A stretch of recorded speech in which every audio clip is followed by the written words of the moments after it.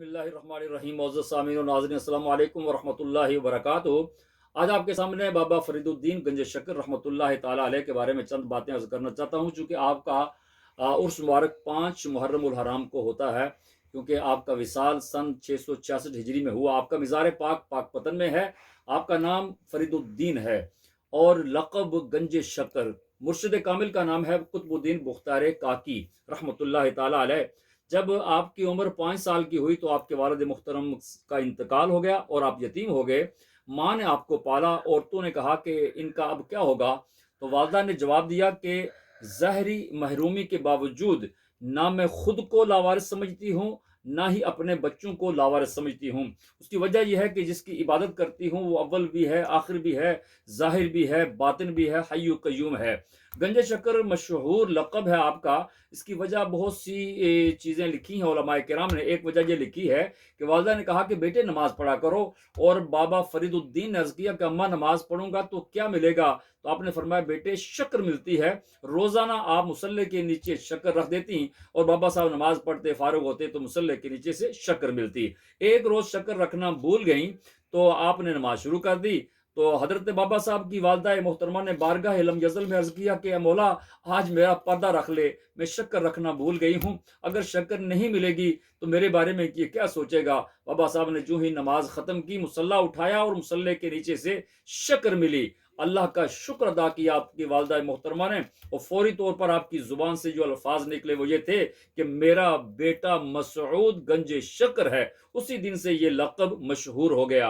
आपने बड़ी रियाजतें की, बड़ी इबादत की। कुएं के अंदर आप लटक कर चिल्ला किया करते थे।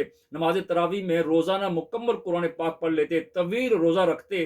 3 दिन तक आपने रोज़ा की अफ्तारी नहीं की, कुछ खाया पिया नहीं। आप कमज़ोर हो गए, ज़ोफ़, और इतनी कमज़ोरी हो गई कि आपने एक रोज़ कुछ संग रेज़े अपने मुंह में रखे और मुंह में जाते ही वो शक्कर बन गए। 3 बार ऐसा ही हुआ। तो आपने सोचा कि ये मेरी कोई गलत फहमी ना हो।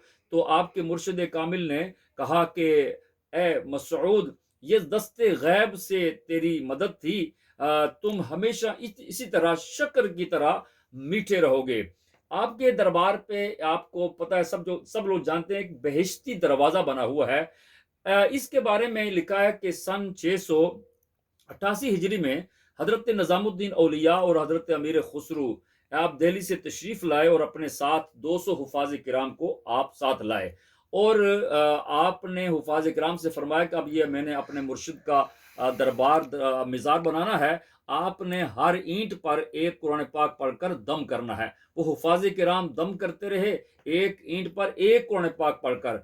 अब दरबार जब मुकम्मल हो गया तो हजरत निजामुद्दीन औलिया रहमतुल्लाह अलैह फरमाते हैं कि नबी करीम सल्लल्लाहु अलैहि वसल्लम की मुझे ख्वाब में जियारत हुई और सरकार दो आलम सल्लल्लाहु अलैहि वसल्लम ने फरमाया कि तूने बहुत अच्छा किया, अपने मुर्शिद का मिज़ार जो है बड़े ज़ौक़ और शौक़ के साथ बनाया है, और हम आप पर बहुत खुश हैं।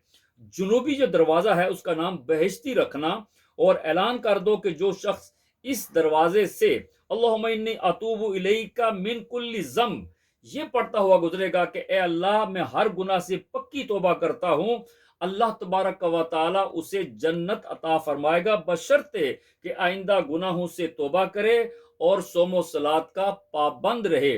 बाबा साहब रहमतुल्लाह ताला अलैह की जिंदगी की आखिरी घड़ियां हैं। आप काफी अलील हो गए और ईशा की नमाज पढ़ के आप लेटे और बेहोश हो गए। जब आपको होश आया तो अपने खादिम मौलाना बदरुद्दीन इसहाक से कहा, क्या मैंने ईशा पढ़ ली? तो आपने कहा कि हजरत आपने ईशा पढ़ ली और वितर के साथ पढ़ी है, लेकिन आपने फिर भी ईशा पढ़ी। फिर दोबारा जब आप बेहोश हुए, फिर होश में आए, फिर यही सवाल किया। तो आपके खादिम कहते हैं कि बाबा जी ने 3 मरतबा नमाज ईशा अदा की। जब जिंदगी की आखिरी घड़ी आए और सांस खत्म होने को आए तो आपकी जुबान पर जारी हुआ या हय्यु या कय्यूम। आपका मिज़ार पाक पाकपतन में है।